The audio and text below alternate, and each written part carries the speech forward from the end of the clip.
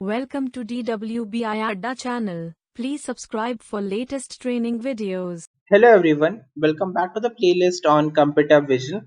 In the last video lecture, we discussed about thresholding technique in OpenCV and we saw the binary thresholding and the binary inverse thresholding. In this video lecture, we'll be seeing the remaining three thresholding techniques, which are the truncated thresholding, 2-0 thresholding, and 2-0 inverse thresholding. So first, let's start with what truncated thresholding is. So let's suppose you have an image and you have set up the truncated value or the cutoff value to be 140. So every pixel which is above the threshold value will actually get converted into a threshold value itself. So suppose you have a pixel which is 160 and the threshold value is actually like 140. So 160 will actually get converted to 140, and anything below 140 will actually get converted into the will actually remain the same. So let's say I have been given two pixel values 160 and 80. So 160 will actually get converted into the threshold value which is 140, but 80 which is below the threshold value will remain 80 only. So this is what truncated thresholding actually tells us. Like, these are a kind of mathematical functions, as I told you. So and every function is actually different, a bit different from each other. So this is what truncated thresholding is. Next we'll move on to the zero thresholding.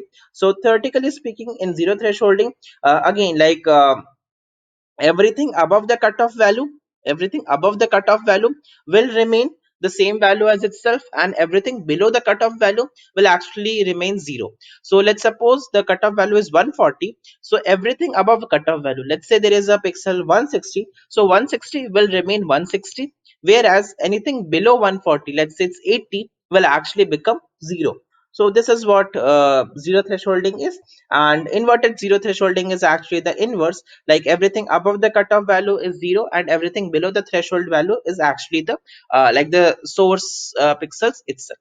So we have seen like what these methods theoretically are. So let's go ahead and understand how to implement them practically and how they are actually different from each other. So I will go ahead and fire up my Jupyter notebook. In my Jupyter notebook, I'll be using the same image like this trial.jpg1, and I will convert this into grayscale image. And then here in the threshold value, what I will do is I will call in the truncated threshold now. So this is the truncated threshold. Like, run this image for you. So let us see our original image first. So this is what is supposed to be our original image. While when we threshold it to the truncated threshold, remember in truncated threshold what happens is that everything above the threshold value remains threshold, whereas everything below the threshold value is actually the source itself, or maybe the same pixels actually. So let us run this piece of code, and this is what you actually get. So this is what like truncated thresholding actually is. Looks very similar to binary inverted threshold, but yeah, there is a hint of difference as well, because the image is actually quite same. They will appear same, but in real life scenario they are not actually the same. I'm just telling you or I'm just teaching you on how to apply the thresholding techniques. We'll see the practical understanding of each of these like later, when we're having a hands-on coding exercise on like all of the concepts involved. So this is what your truncated thresholding looks like. And now I will go ahead and show you like what zero thresholding actually looks like. So here I will just change it to zero thresholding, which is this. And now I will run this piece of code to see our original image, and now the truncated image as well. So this is what zero thresholding looks like quite similar to our original image, but or maybe you can say quite similar to our first image as well, like the binary thresholding, but a bit different. And the difference actually is it actually gets converted into everything above the pixel value actually gets converted into source value in zero thresholding, whereas it's the max value in binary thresholding. Therefore the concept is actually the same, but there is a basic hint of difference between the two.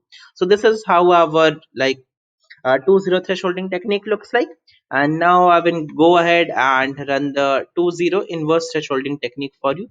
So 2-0 inverse, and then run this for you. So this is our original image, and This is our the thresholding image that we have actually got. So yeah, like this is just the opposite of 2 0 thresholding. So like wherever we were actually getting white, we are now actually getting black, and wherever we're actually getting black parts, we're actually getting white parts now.